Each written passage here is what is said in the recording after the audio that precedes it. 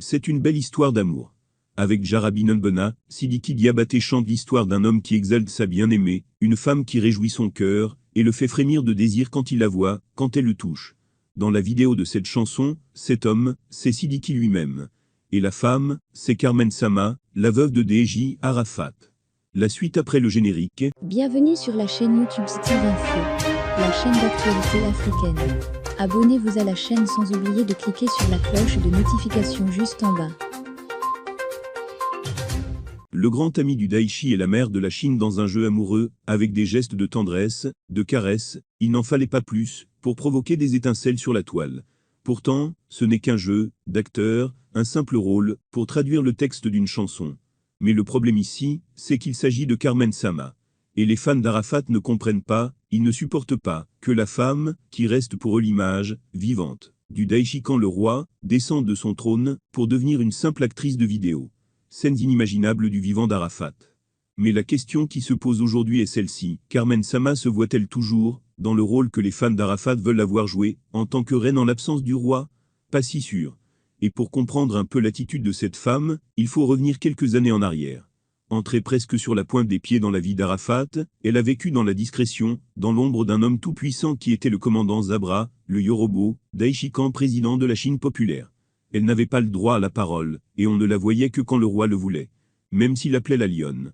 Son arrivée dans le palais d'Arafat a engré, a mis de l'ordre dans la maison. Elle était là pour le soutenir moralement, comme après l'affaire du petit Naï et le mandat d'arrêt contre lui. Mais elle a dû encaisser parfois quelques coups. Ce qui l'a obligé un jour à rentrer, chez sa mère abandonnant son bébé Liorobo. Même si ce dernier donnait l'impression que c'est lui qui l'avait chassé. Carmen est une belle femme, et il en était jaloux. Et il ne le lui cachait pas. Cependant, et paradoxalement, le rêve caché du Daichi, c'était de former une très grande famille. Avec plusieurs femmes. Je voudrais, un jour, m'asseoir chez moi, avec mes femmes, entouré de mes nombreux enfants, avait-il confié à un proche. En fait, il rêvait de faire comme le célèbre saxophoniste nigérian Fela Kuti, qui avait plusieurs femmes, dont 27 qu'il a épousées le même jour. En attendant d'avoir de nombreux enfants, plusieurs gosses du quartier venaient chez Arafat chaque jour. Et Carmen se chargeait de donner à manger à tous ses enfants.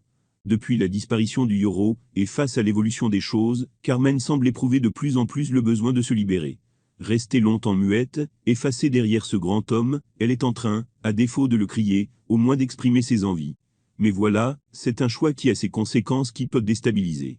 Quand on a accepté de vivre avec une mégastar et un symbole, comme D.J. Arafat, on s'oblige à faire des sacrifices. Sama le savait-elle? Pas sûr non plus. Surtout quand on voit toutes ces sorties et actes, qui ont choqué les fans depuis quelque temps. Mais le constat est là. Et Malou a sans doute raison en affirmant que si Carmen avait compris qu'elle pouvait surfer sur le fait d'avoir été la femme de D.J. Arafat, et que, même après sa disparition, elle avait décidé d'être en retrait.